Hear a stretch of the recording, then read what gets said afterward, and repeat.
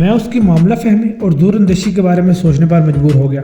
यकीनन इसे कुछ रोज़ पहले ही ये एहसास हो चुका था कि मैं इन जराइम पेशा लोगों के हवाले से अकेला ही कुछ करने वाला हूँ। इसने बड़ी होशियारी से ये घड़ी मेरे कलाई पर बांध दी थी।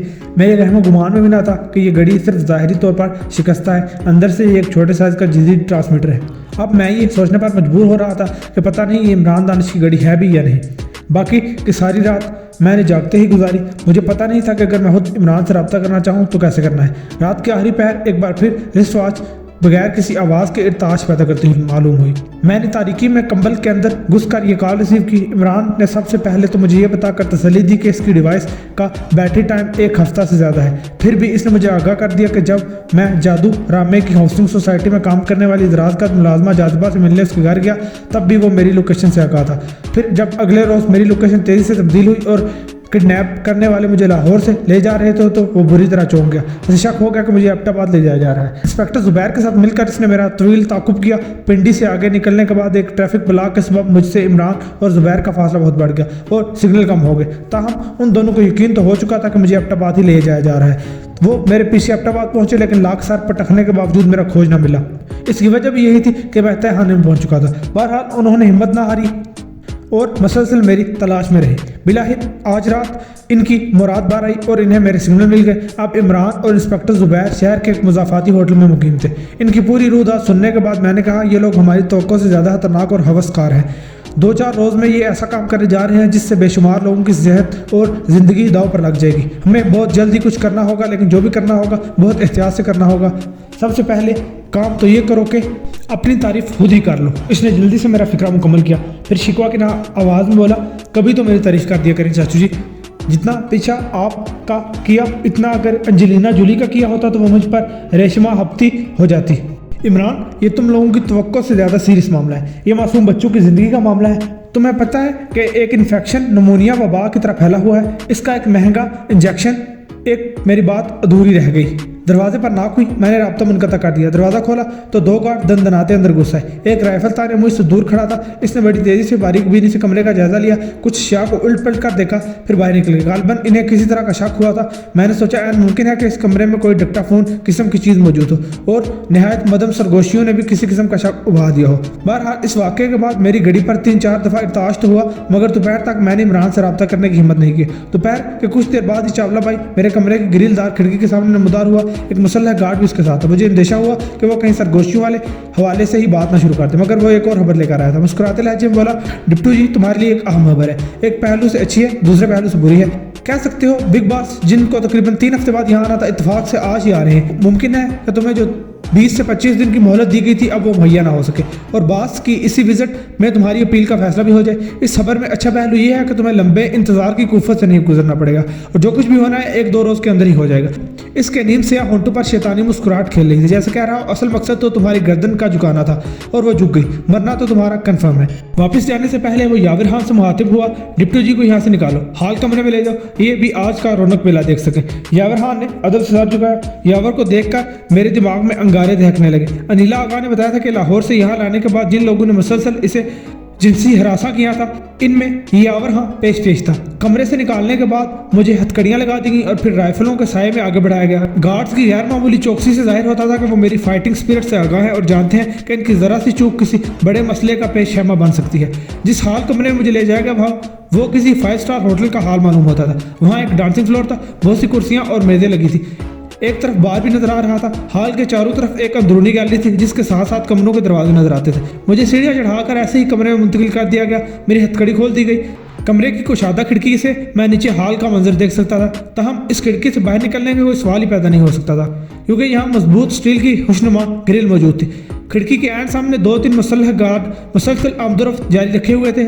वक्फे से 3-4 बार मेरी रिस्ट वॉच में खामोश वाइब्रेशन हुई, मगर अब मेरे लिए कतई मुमकिन नहीं था कि इमरान से रब्ता कर सकूं। जो ही शाम हुई, नीम गर्म हाल मुख्तलिफ रोशनियों से जगमगा उठा। मेज़ों पर कीमती बर्तन और ड्रिंक्स वगैरह नजर आने लगे।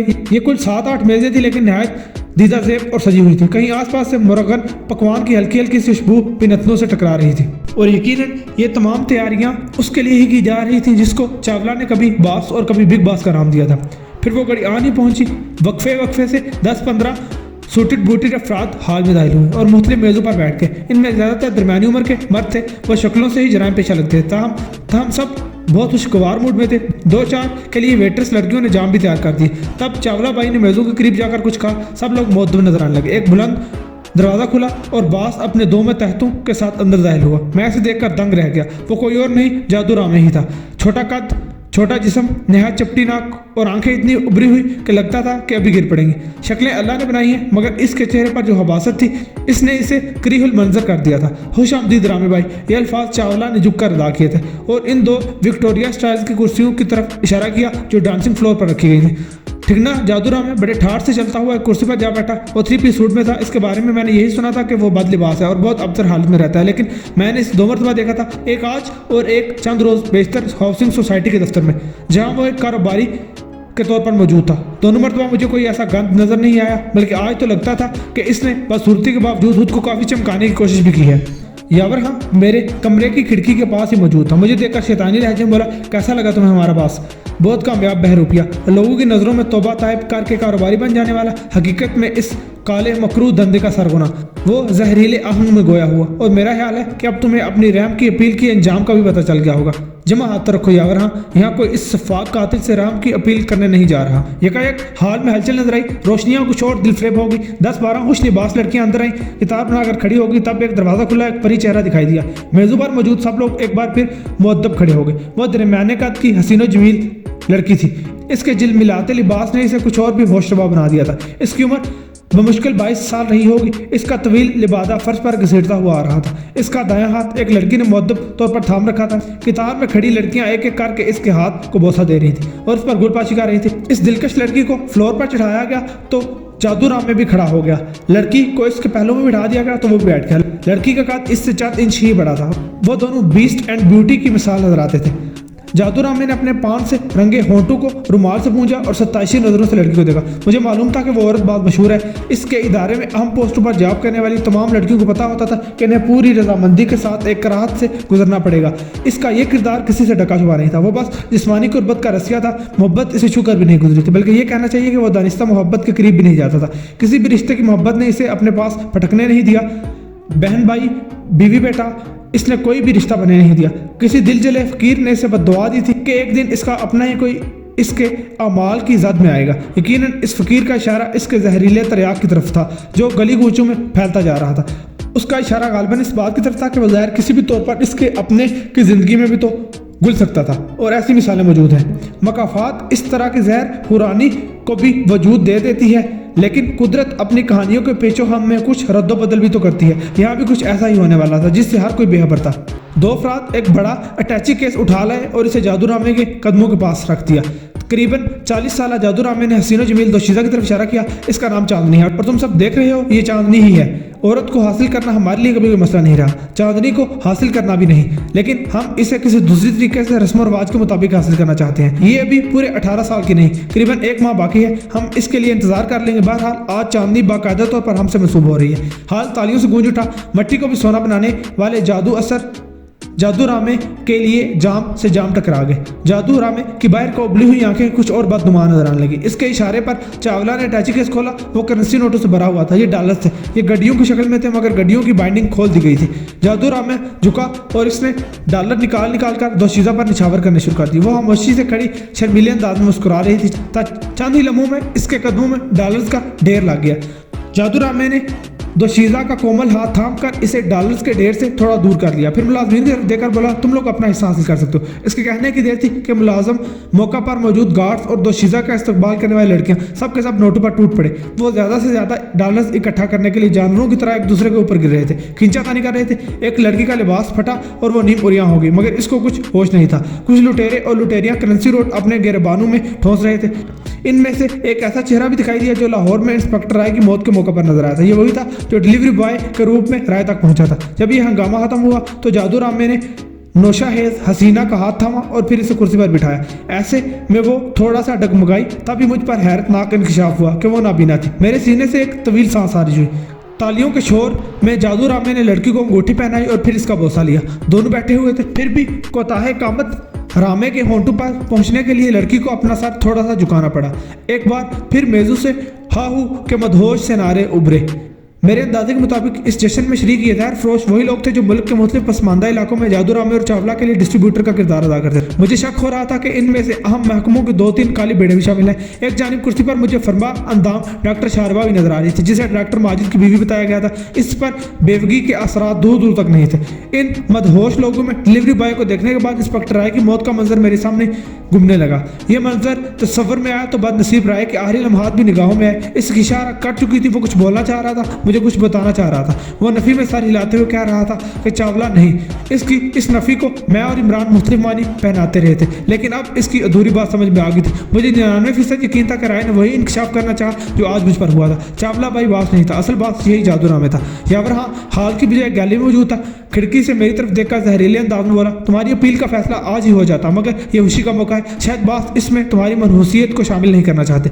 तुम सब लोग बुरी तरह पछताने वाले हो। यावर हाँ मुझे मार भी दोगे तो कुछ नहीं होगा। जो बात अब तक चल रही है वो रुकेगी नहीं। तुम अपनी आंखों से अपना अंजाम देखोगे। वजार हुंद लहजे में बोला, फिलहाल तो कल परसों तक तुम्हारी 2 फुट लंबी गर्दन देखेंगे। फिर इसके बाद जरा तवक्कुफ से कहा, चैंपियन साहब फंक्शन खत्म हो गया, अपना मुंह दूसरी तरफ करके दोनों हाथ ग्रिल से बाहर निकाल दो ताकि तुम्हें हारे हुए मर्दों का जेवर पहनाया जा सके। हार जीत देखना चाहते हो यावर तो खुले मैदान में आओ। तुम जैसे 2-4 को मैदान से ना चीर डालूं तो नाम बदल देना। इस दौरान 4 और मुसल्लह गार्ड भी आ गए। फिर मुझे हथकड़ी लगा दी और नीचे आरामदेह कमरे में ले जाया गया जहां मैंने कल की रात गुजारी थी। कमरे में बात करने के बाद खिड़की के रास्ते ही मेरी हथकड़ी खोल दी गई। मैंने कमरे की लाइट ऑफ करना चाहे तो यावर ने मना कर दिया। कमरे और वॉशरूम की लाइट ऑन रहेगी, इसने कड़क लहजे में कहा, और अगर मैं ना मानूं तो हमें बनाना आता है। इसने इत्मीनान के साथ एक गार्ड के हाथ से राइफल पकड़ी और दांत पीस कर बोला, यह रबड़ की गोलियों वाली राइफल है। इस खिड़की के अंदर से ही तुम्हें मार मार कर नीलगू कर दूंगा। ऐसी हालत हो जाएगी कि तुम खुद पर तरस खाने लगोगे। लाइट ऑन रखने वाली बात से मेरा यकीन पुख्ता हो गया कि इस कमरे में खुफिया कैमरा या कैमरे मौजूद हैं। झगड़े का कोई फायदा नहीं था। मैं अपने लिए बेहतर मौका की तलाश में रहना चाहता था। रात को 2-3 बार फिर घड़ी पर वाइब्रेशन हुई, मगर मैंने इमरान से बात करने का रिस्क नहीं लिया। कमरे का कैमरा तो फिलहाल मुझे दिखाई नहीं दिया, मगर वॉशरूम का बटन जैसा मिनी कैमरा मैंने देख लिया था। ये छत के डिजाइन की फूल पत्तियों में शावर कैबिन के करीब इस तरह लगाया गया था कि हर इंच कवर कर रहा था। मैंने रात का बेशतर हिस्सा जागते ही गुजारा। घड़ी की वाइब्रेशन मुझे शदीद इज़्तिराब में मुब्तला करती रही। ताहम इसके साथ साथ मैं अपनी प्लानिंग भी करता रहा और कमरे का जायजा भी लेता रहा कि खुफिया कैमरा कहाँ हो सकता है। सुबह तक मैंने कमरे में मौजूद खुफिया कैमरा ढूंढ चुका था।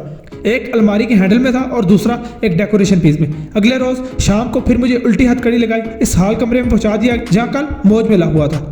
आज मौज मेला नहीं हो रहा था, लेकिन लोग वहाँ विक्टोरियन कुर्सियों पर विराजमान थे। डॉक्टर शारबा और कल की पार्टी में शरीक 4-5 मजीद औबाश अफराद भी वहाँ दिखाई दे रहे थे। वो सब मुझे बड़े तजस्सुस और किसी हद तक तमस्सराना अंदाज से देख रहे थे। यकीनन वो मार्शल आर्ट और दीगर हवालों से मुझे जानते होंगे। अब मेरी इस बेबसी को एंजॉय कर रहे थे। इनमें से एक ने धीमी आवाज़ में फिक्रा उछाला, अगर कज़ाए इलाही से मर भी गई तो सब्र कर लिया होता। कुछ लोग तो ऐसे मौक़ों पर सब्र के अलावा शुक्र भी करते हैं। दीगर मुस्कुराने लगे। मैं समझ गया कि यह फिक्रा मेरी शरीक हयात सरवत के हवाले से था। मुझे जादूरामा के सामने एक छोटी सी कुर्सी पर बिठा दिया गया। मुझे पहले ही मालूम था कि यहाँ क्या होने वाला है। मैं इन सब की मनहूस सूरतें देख चुका था और अब ये मुझे जिंदा नहीं छोड़ सकते थे। नहायत मुख्तसर सी कार्रवाई हुई। मुझे चार्जशीट सुना दी गई जिसका लुब्बे लुबाब ये था कि मैं कई बार वार्निंग के बावजूद अपने फर्ज सनाशियों और तरारियों से बाज नहीं आया। मेरी और इंस्पेक्टर जुबैर के ग्रुप की वजह से अहम अफराद की जान गई और करोड़ों का नुकसान भी हुआ, लिहाजा माफ़ी की कोई गुंजाइश नहीं। मैंने बराह रास्त रामे की आंखों में देखा, जादू रामे, माफ़ी की गुंजाइश तो तुम्हारे लिए भी नहीं है। तुम अपनी बदसूरती का इंतकाम दुनिया वालों से लेते रहे हो, हालांकि तुम्हारी असल बदसूरती तुम्हारे अंदर की है। इसने अपनी गुस्सीली तबाह का सबूत देते हुए मेज़ पर जोर से मुक्का मारा। सॉफ्ट ड्रिंक की एक बोतल उछली और इसके 3 पीस सूट को दागदार कर गई। एक लम्हा के लिए लगा कि वो उठकर मुझ पर पल पड़ेगा, मगर फिर इसने खुद को कंट्रोल कर लिया। इसके जज्बात समझते हुए यावर खान ने राइफल का बट बड़े जोर से मेरी गर्दन पर रसीद किया। मैंने ये जब बर्दाश्त करते हुए कहा, हाँ रामे, ये बात सिर्फ तुम्हारे अंदर की बदसूरती की है। मैंने सुना है कि तुम्हारा एक जुड़वा भाई था। इसकी शक्लो सूरत भी तुमसे कुछ मुख्तलिफ नहीं थी, मगर इसकी फितरत तुम्हारी तरह बद नहीं थी। इसने तालीम हासिल की और मेहनत की और अब ज़ाहिरी बदसूरती के साथ अमेरिका में है और अमेरिकी शहरी बना हुआ है। वो किसी जगह का नायब मेयर है और एक खुशगवार अज़वाजी जिंदगी गुजार रहा है। ले जाओ इस बास्टर्ड को यहाँ से। रामा उछलकर चिंगाड़ा। इसके होंठ किसी खास किस्म के पान की पैक से लहू रंग थे और इसकी आंखों की पुतलियां उबली पड़ी थी। यावर ने एक और बट मेरी गर्दन पर रसीद किया। फिर वो लोग मुझे घसीटते हुए वहां से ले चले। मैंने पुकार कर कहा, तुमने जो बोया है वो काटोगे जादूरामे। कभी बैठकर हिसाब लगाना, कितनी जिंदगियां तेरी वजह से बर्बाद हुई, कितने लोगों ने सेहत की आस उम्मीद के साथ तेरे जहर को पिया और जान दे दी। तू जितनी मर्जी होशियारियां दिखा ले, तू बच नहीं सकता रामे, और ना ही तेरे ये हमकार। नहीं बचेंगे ये भी। मुझे दोबारा इसी पुरसाइश नीम गर्म कमरे में पहुंचा दिया गया जहां मैं 2 रातें गुजार चुका था। मैं जान गया था कि कल सुबह मुझे फिर इस यह बस्ता तहखाने में शिफ्ट कर दिया जाएगा जहाँ की सीलनज़दा नीम स्याह दीवारों में पानी की नमी रची बसी थी और जहाँ एक होम मेड फांसी घाट मेरा इंतजार कर रहा था। वहां पहुंचने के बाद गाड़ी के सिग्नल बंद हो जाना थे। अगर मुझे इमरान से रब्ता करना था तो आज रात ही किसी तरह करना था, मगर इस कमरे और वॉशरूम का हर इंच कैमरे की जद में था और 1 सेकंड के लिए भी मुझे लाइट ऑफ करने की इजाज़त नहीं दी थी। इस कमरे में लिहाफ और कंबल वगैरह की कतई ज़रूरत ही नहीं थी, इसलिए उन लोगों ने ऐसी कोई चीज़ रखी भी नहीं थी। घड़ी वक्फे वक्फे से मुसलसल वाइब्रेट कर रही थी। कुछ समझ में नहीं आ रहा था, लेकिन एक तरकीब ऐसी थी जो मैं आज रात ज़रूर आजमाना चाह रहा था। रात 10 बजे के करीब मैं बिस्तर से उठा। शीशेदार खिड़की की दूसरी जानिब यावर खान का राइफल बरदार बदमाश चौकस खड़ा था। मैंने अलमारी से तौलिया वगैरह निकाला और शावर लेने की गर्ज से बाथरूम में घुस गया। पूरा आसाइश बाथरूम की सबसे खास चीज स्टीम शावर कैबिन था और ये एक तरह से कैमरा लगाने वालों की संगीन गलती भी थी। मेरा दिल कह रहा था कि जदीद कैमरे की मौजूदगी में ये स्टीम कैबिन मेरी मदद करेगा। मैंने कपड़े उतारे और कैबिन में घुस गया। घड़ी मैंने कलाई में ही रहने दी। मैंने स्टीम नाब को घुमाया तो फौरन भाप भरना शुरू होगी। मैंने नाब पूरी घुमा दी। देखते ही देखते भाप इतनी होगी कि कैबिन के अंदर देखना मुमकिन ना रहा। मुझे थोड़ा सा इंतजार करना पड़ा, मगर ये इंतजार रहेगा नहीं गया। जो ही घड़ी पर वाइब्रेशन शुरू हुई, मैंने इमरान से रब्ता कर लिया और घड़ी को कान और होंठों के करीब सर कर लिया। इमरान बेहद सटपटाई हुई आवाज़ में बोला, आप जवाब क्यों नहीं दे रहे? कसम से हल्कान कर दिया है आपने। मैंने सरगोश में कहा, इमरान यहाँ बहुत बुरी तरह फंसा हुआ, बात करने की मोहलत नहीं, अब भी थोड़ी बहुत मोहलत है जो मैं कर रहा हूँ, दोहराऊंगा नहीं, बस पूरे गौर से सुन लो। इन हरामजादों ने नाकारा और एक्सपायर्ड इंजेक्शनों का एक बहुत बड़ी खेप खरीदी है। ये खेप हमारे मेडिकल स्टोर पर सप्लाई हो चुकी है या बस होने वाली है। ये बहुत बड़ा नुकसान करेगी इमरान। मैंने इमरान को इंजेक्शन का नाम बताया, फिर इसे कहा कि वो इंस्पेक्टर जुबैर को क्या करे। फौरन ये इतला जमशेद साहब तक पहुंचाया और इनसे कहे कि वो बिल्कुल वक्त ज़ाया के बगैर इक़दामात करें, इलेक्ट्रॉनिक और प्रिंट मीडिया को भी मुतले कर दे। ठीक है चाचू जान, इंस्पेक्टर जुबैर मेरे साथ हैं, ये काम बस 5-10 मिनट के अंदर ही हो जाएगा, लेकिन मुझे लग रहा है कि आप किसी बड़े खतरे में हैं। तुम इस वक्त कहाँ हो? इस खिड़की के सिग्नल करीबन 3 किलोमीटर के दायरे में पहुंचे, मगर आपके बहुत करीब हो। समझे, इस फार्मास्यूटिकल कंपनी के मेन गेट के करीबन 50 मीटर के फासले पर एक प्राइवेट घर की छत पर मौजूद हूँ। इंस्पेक्टर जुबैर भी मेरे साथ है। इसके अलावा ठीक ठाक नफरी है, इनमें ज्यादातर सादा पोश है, इर्द गिर्द चंद प्राइवेट घरों में मौजूद है। आप समझे, इस फैक्ट्री और गोदाम को पूरी तरह घेरे में ले लिया गया है। मुख्तसर नोटिस पर 2-3 थानों की नफरी मजीद पहुंच जाएगी। मैं इंस्पेक्टर जुबैर से आपकी बात कराऊं? नहीं, मैं सब समझ गया हूँ, मगर किसी भी कार्रवाई के लिए ये वक्त ठीक नहीं है। फिर आप बताएं। मैं चंद लम्हे तवक्कुफ के बाद बोला, मैंने नोट किया है कि यहाँ सुबह 6 बजे सूरत हाल बहुत इजी होती है, निगरानों की शिफ्ट तब्दील होती है और अंदाजन आध घंटे तक अमली तौर पर कोई सिक्योरिटी नहीं होती। आपका मतलब है 6 से 6:30 बजे। मैंने इस बात में जवाब दिया। फिर इमरान और इंस्पेक्टर जुबैर को बताया, मेन गेट पर थोड़ी सी मज़ाहमत का सामना जरूर करना पड़ेगा। अंदर दाखिल होने पर गोदाम का वो हिस्सा दिखाई देगा जहाँ असल अद्वियात रखी जाती हैं। बाएं जानिब 8-10 कदमों के फासले पर एक बुलंद दरवाज़ा नजर आएगा। इसके अंदर दाखिल होगे तो यही लगेगा ये भी गोदाम का हिस्सा है। छत तक दवाओं के कार्टन चुने हुए होंगे। कार्टन्स की कितारों में पहली 2 कितारें छोड़कर जो कार्टन्स लगे होंगे वो दरअसल अंदरूनी दरवाजे को छुपाने के लिए हैं। इन्हें ज़रा ताकत से धकेला जाए तो असल गोदाम और रिहायशी कंपाउंड वगैरह दिखाई देंगे। मैंने इमरान और जुबैर को तफसील से बताया कि यहाँ 4-5 मुसल्लह अफराद इनका सामना भी कर सकते हैं। इनके पास अमूमी असले की तफसील से भी इन्हें आगाह किया। मैंने इमरान के साथ अपनी घड़ी भी मिलाई। इसी असना में बाथरूम से बाहर मेरे कमरे का दरवाज़ा धड़ाधड़ बजाया जाने लगा। कहाँ मार गए हो? ये बाहर क्यों नहीं आ रहे? ये यावर खान की गिरफ्त आवाज़ थी जो कमरे की खिड़की के रास्ते बाथरूम के अंदर पहुंच रही थी। मैंने स्टीम कैबिन का दरवाज़ा खोलकर बुलंद आवाज़ में कहा, आ रहा हूँ। पता नहीं कि मेरी आवाज़ इसके कानों तक पहुंचे या नहीं, लेकिन दरवाज़ा धड़ाम धड़ाम करना बंद हो गया। मैं समझ गया कि कैमरों में दिखाई ना देने से उन लोगों की सिटी गुम हो गई है। मेरे हवाले से वो लोग गैर मामूली एहतियात का मुजाहरा कर रहे थे। मैं चेंज करके बाहर आया तो सिपा यावरान ग्रिल की खिड़की के सामने खड़ा था। नशे के सबब इसका चेहरा कुछ और भी तमतमाया हुआ था। फरमा लिया गुसल? वज़ारमंद लहजे में बोला। फरमा लिया। मैंने सर पर तौलिया रगड़ते हुए जवाब दिया। बस एक गुसल और तुम्हारा रह गया है, वो कल या परसों हो जाएगा। वो मानी अंदाज में बोला, जो ऊपर वाले की मर्जी है वही होगा, मगर यहाँ का ऊपर वाला तो रामे साहब ही है और आजकल तो तुम्हारा ऊपर वाला भी उनकी बात मान रहा है। क्या मतलब? वो नशे में हाथ लहराकर बोला, अंधे हो क्या? कल देखा नहीं, चांद का टुकड़ा बैठा था उनके पहलू में। ना बिना है ना बेचारी। ओए मुर्दार चैंपियन, हाथ में पैसा हो तो पत्थर का बुत भी देखने लग जाए। वो तो फिर भी जीती जाती लड़की है। यावर खान नशे के सबब हिचकी ले रहा था, लेकिन तुम्हारी तरह गधा नहीं है तुम्हारा पास, वो कभी इसकी आंखें बहाल कराने का रिस्क नहीं ले सकता। यावर ने जरा चौंक कर मेरी तरफ देखा, फिर नशीला मसरूर कहका लगाया। आवाज़ दबा के बोला, बदनसीब तरीन शख्स है तू जो रामे साहब और चावला साहब से टक्कर दी, लेकिन ये आंखों वाली बात तूने शायद ठीक कही है। रामे साहब ये रिस्क शायद ना ले, उनको इश्क हो गया है इस परी से, और इश्क भी तूफानी इश्क समझता है ना तू? इसने एक आंख दबा कर कहा, फिर मजीद वजाहत के लिए अपने हाथ की पुश्त को बड़े जोर से बोसा दिया। लेकिन तू क्या जाने नहुस्तों के चैंपियन इस तूफानी इश्क को। इसने खिड़की की ग्रिल पर जोर से टांग जमाई और लहराता हुआ सीढ़ियों की तरफ चला गया जहां ऊपर इसका कमरा था।